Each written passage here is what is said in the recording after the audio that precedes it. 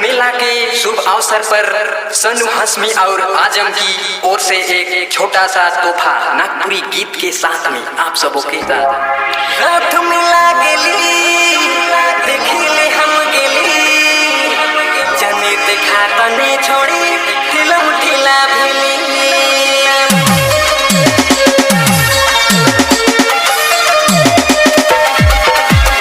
सोनू हाशमी टोटोकर प्रस्तुति।